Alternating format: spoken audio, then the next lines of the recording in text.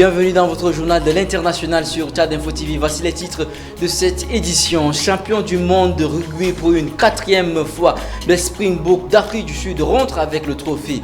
Ils ont été reçus par le président sud-africain Cyril Ramaphosa. Détail à suivre dans ce journal. L'Allemagne demande pardon à la Tanzanie pour les crimes coloniaux. C'était à l'occasion de la visite du président allemand dans ce pays ce mercredi 1er novembre 2023. Détail à suivre également dans ce journal.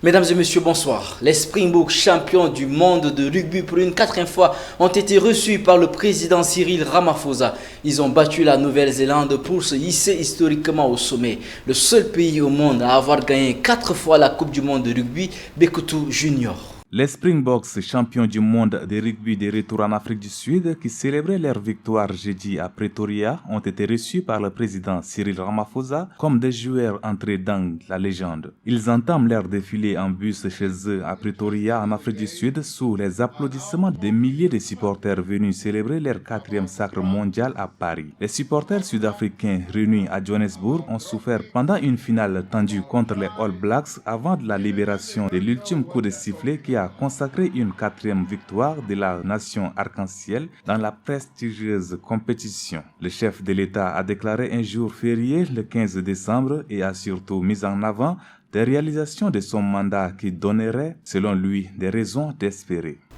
Le président allemand Frank-Walter Steinmeier, lors de sa visite en Tanzanie ce mercredi 1er novembre, a demandé pardon à la Tanzanie pour les crimes coloniaux commis par les forces coloniales. Le président s'est recueilli sur la tombe d'un chef local, commentaire de Aimé Dolinassou. L'Allemagne a demandé pardon mercredi 1er novembre pour les exactions commises par ces forces coloniales en Tanzanie, poursuivant un travail de mémoire sur cette période sombre de son histoire, longtemps occultée par les guerres mondiales et la Shoah. « J'ai honte de ce que les soldats coloniaux allemands ont fait à vos ancêtres », a-t-il déclaré.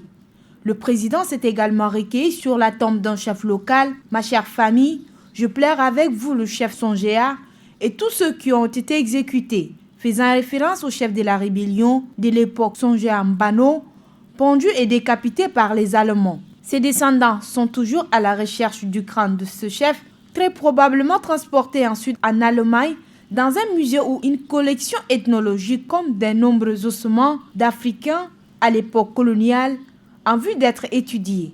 Ce mea culpa intervient lors de la visite du président allemand en Tanzanie et concomitant de la condamnation par le roi Charles III des abus coloniaux au Kenya de son pays, le Royaume-Uni. Entre 1905 et 1907, les troupes coloniales allemandes ont massacré entre 200 et 300 000 représentants de Maji-Maji après un soulèvement de ces derniers, selon les estimations fournies par les historiens.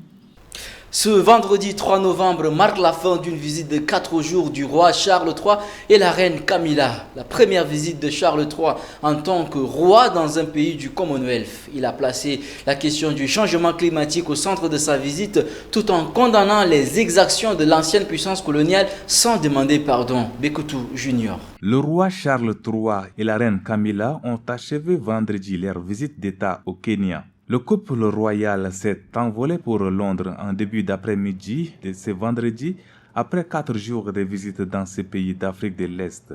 Cette visite de 4 jours qui intervient avant que le Kenya ne célèbre en décembre les 60 ans de son indépendance de la couronne britannique est la première de Charles III en tant que roi dans un pays du Commonwealth.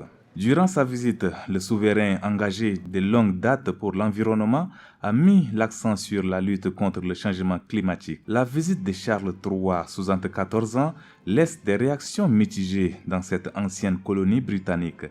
Dans un discours mardi soir devant le président kenyan William Ruto, Charles III a reconnu que des actes de violence odieux et injustifiables ont été commis à l'endroit des Kenyans alors qu'ils menaient une lutte douloureuse pour l'indépendance et la souveraineté. Et cela, c'est inexcusable, a-t-il affirmé sans toutefois demander pardon.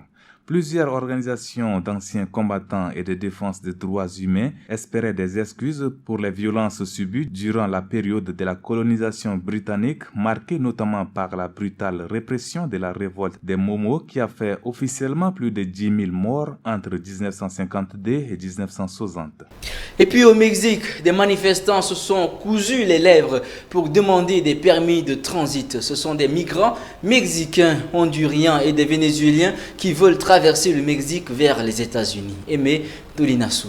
La manifestation a eu lieu dans l'état du Chapia, près du Guatemala, porte d'entrée des migrants en Mexique. Des migrants qui veulent traverser le Mexique vers les États-Unis ont réclamé jeudi des sauf-conduits aux autorités mexicaines en se cousant les lèvres pour certains d'entre eux, un mode de protestation extrême mais déjà utilisé par les migrants.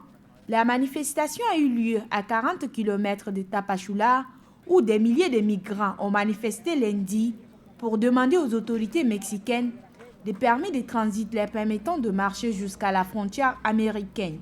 Parmi les migrants figurent des Honduriens et des Vénézuéliens entre autres nationalités.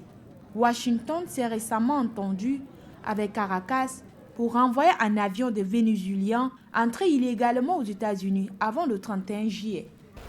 Plus de 10 000 morts et de blessés, c'est le bilan dans le conflit israélo-palestinien. Les soldats israéliens progressent dans la ville de Gaza, annonce faite par le lieutenant-général Herzi Halevi, le chef de l'armée italienne. Pendant que les voix se lèvent pour demander un cessez-le-feu, Benjamin Netanyahu, lui, exclut toute possibilité de cessez-le-feu. Commentaire de Bekoutou Junior.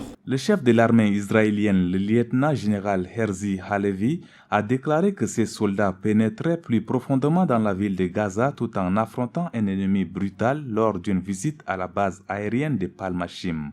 L'offensive terrestre israélienne à Gaza se poursuit ce mardi 31 octobre pour le 5e jour consécutif. Sahal affirma progresser sur le terrain et détruire des centaines de cibles du Hamas alors que la situation humanitaire dans l'enclave palestinienne devient de plus en plus critique, ont averti les responsables onusiens.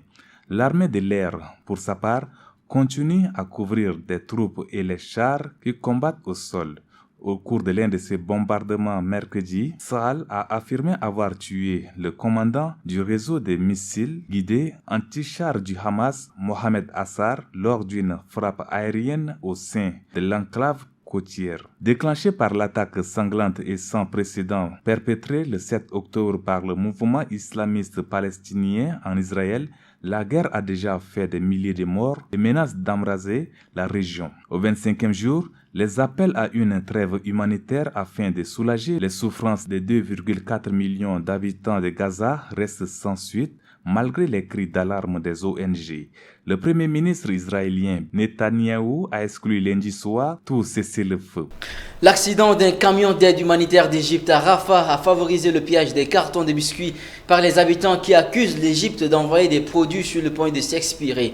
Commentaire de Habiba Hangini Mahamat. Des images montrent des colis d'aide pillés dans un camion du Croissant Rouge égyptien près du poste frontalier de Rafah. Alors que ces camions d'aide humanitaire venus d'Égypte traversent Rafah, l'un d'entre eux a fait accidentellement tomber sa marchandise. Aussitôt, des cartons sont pillés par les personnes présentes. À l'intérieur, des biscuits envoyés par le Croissant Rouge égyptien. Mais à en croire certains Gazaouis, ces rations alimentaires seraient sur le point d'être périmées. Il y a quelques jours, des scènes de pillage de stocks alimentaires ont eu lieu dans un entrepôt de l'ONU. L'organisation a alors mis en garde contre un effondrement de l'ordre public. Depuis le 21 octobre, l'aide alimentaire arrive au compte-gouttes. Pour la première fois, le président des États-Unis a appelé à une pause humanitaire à Gaza. Les bombardements de l'armée israélienne ont fait plus de 9000 morts depuis le 7 octobre. Pour finir, le Japon, par la voix de son Premier ministre Fumio Kishida, annonce un plan de relance économique à hauteur de 113 milliards de dollars. L'objectif de ce plan est de lutter contre la flambée de l'inflation et garantir des hausses de salaires durables. Habiba Hangini Mahamat. Le Premier ministre japonais Fumio Kishida annonce un plan de relance de plus de 100 milliards de dollars pour tenter d'annuler la pression de l'inflation et de sauver son poste de Premier ministre, alors que sa cote de popularité est au plus bas. Les électeurs de la troisième économie mondiale sont ébranlés par la hausse de prix depuis que la Russie a lancé son invasion de l'Ukraine l'année dernière, ce qui a entraîné une augmentation des coûts de l'énergie et mis le gouvernement sous pression. Notre priorité actuelle est de sortir de la déflation et de mettre notre économie sur la voie de la croissance, a-t-il déclaré. Rendu officiel jeudi, ces budgets fixent 5 objectifs, notamment lutter contre la flambée de l'inflation et garantir des hausses de salaire durables. Des responsables ont fait valoir que ce plan mobilisera toutes les mesures politiques possibles pour atteindre ces objectifs. Il prévoit également d'augmenter le financement de la construction des centres de production de semi-conducteurs au Japon. Et c'est la fin de cette édition. Merci de l'avoir suivi. On se retrouve dimanche prochain pour un autre journal de l'international. Très bonne suite de programme sur Tchad Info TV.